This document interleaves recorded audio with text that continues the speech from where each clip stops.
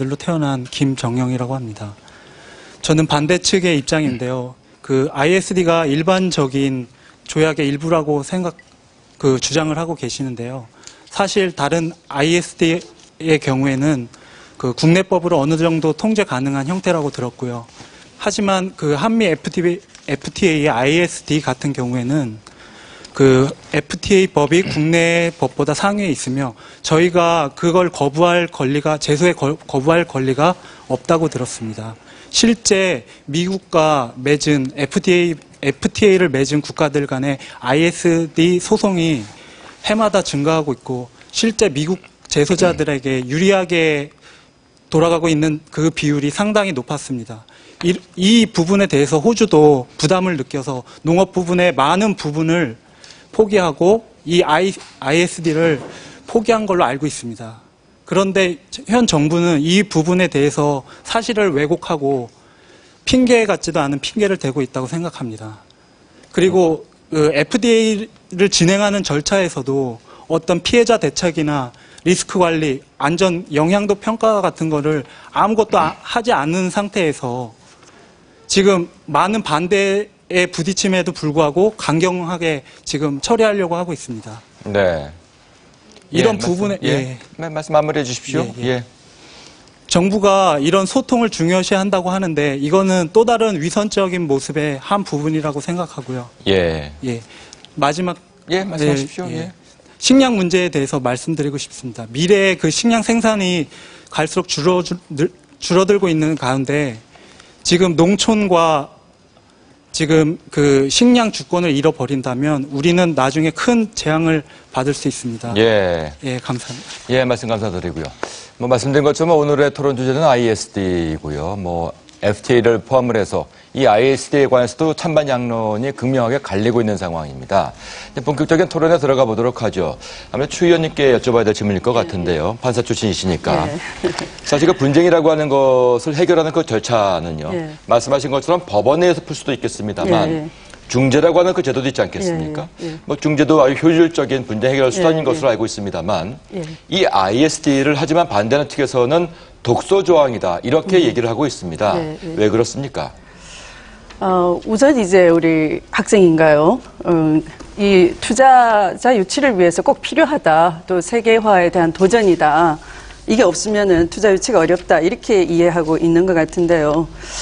이게 보편적으로 이 BIT 양자간 투자협정, 투자보호협정이 있다라고 정부 측에서 발표를 하시고 또 우리 유기준 의원님도 아까 그런 유사한 말씀을 하셨는데 그렇지 않아요. 이게 그 ISD와 무역을 연계시켜서 ISD에서의 중재 판정 결과를 이행하지 않을 경우에 어떻게 하느냐. 한미 FTA 아래에서는 합법적으로 무역 보복을 할 수 있도록 하고 있어요. 여러분들은 론스타를 기억하실 겁니다. 하나의 그 투기 자본으로서 우리의 그 금융산업을 키우는 자본이 아니고 먹튀 자본이라고 하잖아요. 이것에 대해서 이 ISD에 제소를 해가지고 이겼는데도 우리 한국이 론스타에 대해서 배상하지 않을 경우에 예를 들면 그런 경우에 미국은 우리가 수출하는 예를 들어 우리는 자동차 하나 보고서 FTA 해야 된다라고 하는데 2.5% 관세 인하의 문제가 아니라 엄청난 보복 관세를 할 수 있고요. 그 정도로 우리가 예측할 수가 없는 거죠. 이것이 한미 FTA에 보장이 돼 있는 거예요.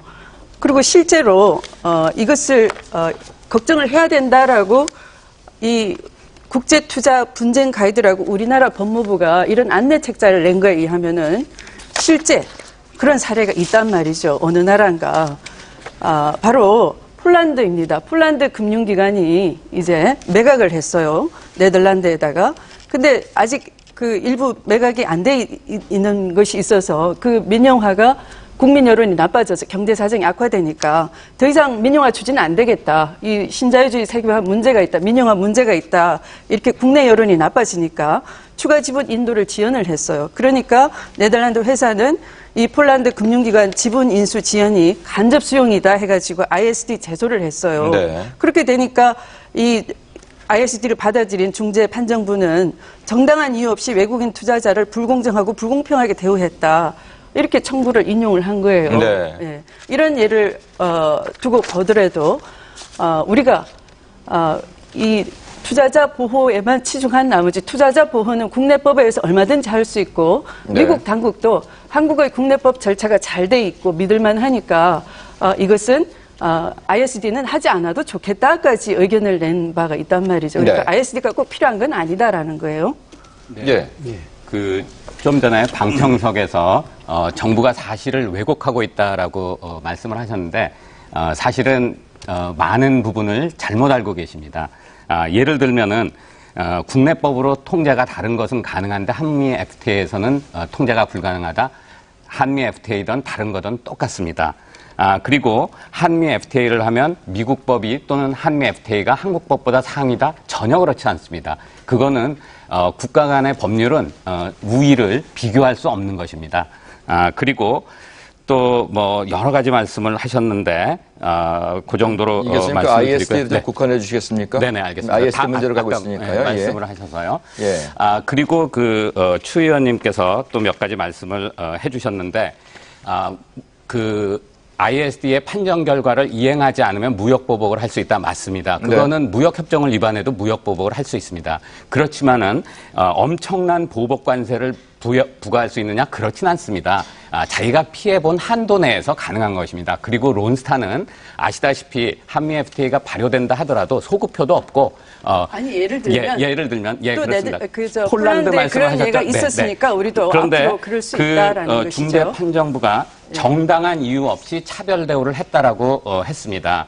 그러면은 국가는 정당한 이유 없이 그런 외국인을 차별해도 되는지 한번 여쭤보고 싶습니다. 제가 이거 좀 말씀드릴게요. 지금 저희들 사이에서도 ISD를 어떻게 번역하면 좋을지 참 고민이 많습니다. 그래가지고 토론을 해서 이렇게 한번 번역을 하자. 왜냐하니까 엄격한 의미에서 이건 소송은 아니거든요. 그래서 투자자 정부 강제 중재 제도. 강제. 왜 강제냐면은 잘 아실 겁니다. ISD 조항에는 이른바 사전 동의 조항이 포함되어 있습니다. 투자자가 월가의 기업이, 미국 기업이 한국 정부를 걸면 걸립니다. 무조건 걸립니다. 해서 이 사전 동의 조항, 즉 강제 중재 조항이기 때문에 저희들끼리는 이제 투자자 강제 중재 이렇게 한번 불러보면 어떠냐 이런 의견을 모은 적이 있거든요. 그런데 FTA도 그렇고 뭐 일반적인 국제관계에서도 그렇습니다. 이 분쟁을 해결하는 방법은 국가 대 국가, SSD라 부르죠. 이거는 SSD가 있는가 하면은 이제 한쪽에 ISD가 있는데 문제의 심각성은 이 투자자와 국가의 관계는 일정한 의미에서 본다 사법적인 관계거든요. 근데 이거를 마치 협정 이 조약 의무, 공법적 의무를 위반한 것처럼 투자자에게 국가와 맞먹는 투자자는 사익이고 국가는 공익인데 이 투자자에게 국가와 맞먹는 지위를 부여함으로써 결과적으로 본다면은 공익을 현저하게 공공정책을 현저하게 위태롭게 할 수 있다 하는데 문제의 본질이 있다고 봐요. 그래서 대개의 이 투자 분쟁은 역시 국내법으로도 할 수 있고 그다음에 우리 한미 FTA도 마찬가지입니다. SSD 국가 대 국가의 분쟁 해결 메커니즘을 통해서 얼마든지 할 수가 있습니다. 네. 이혜영 교수께서 ISD를 투자자 국가 강제 조항 이렇게 번역을 강제 중재 이렇게 번역하신다고 하시는데 이것이야말로 이 조항의 본질을 모르고 하시는 말씀입니다. 왜냐하면 중재 제도는 원래는 양 당사자의 합의에 의해서 중재 제도가 성립이 되는 것인데 이 투자자 국가 중재 제도는 만일에 국가가 중재에 응하지 않으면 중재가 성립되지 않지 않습니까? 그러면 이 ISD 제도 자체가 처음부터 효력을 잃는 그런 거기 때문에 이것은 사전 동의 조항을 통해서 그 투자자가 해당 상대방 국가를 상대로 소송하게 되는 경우에는 그 동의 조항을 의제를 한 것입니다. 그렇기 때문에 중재가 성립되기 때문에 이 ISD 조항을 집어넣은 것이고요. 그 다음에 말씀하신 걸 들어보면 미국이 정말 막강한 사법적인 힘을 이용하여 전 세계에 어디든지 가서 소송을 하면 중재 신청을 하면 이길 것이다. 이렇게 말씀하신 뉘앙스를 제가 많이 받았습니다. 그런데 실질을 보면 미국이 소송을 중재를 제기한 게 여러 건이 있습니다. 지금까지 108건을 미국이 제소를 했는데 그중에 그 미국 기업이 되겠죠. 상대 국가를 대상으로 소송을 하니까 승소한 것은 15건에 불과합니다. 패소한 게 오히려 22건. 그래서 이것은 미국이 소송을 하면 무조건 이긴다. 그건 통계로 봐도 전혀 그렇지 않습니다. 네. 합의된 거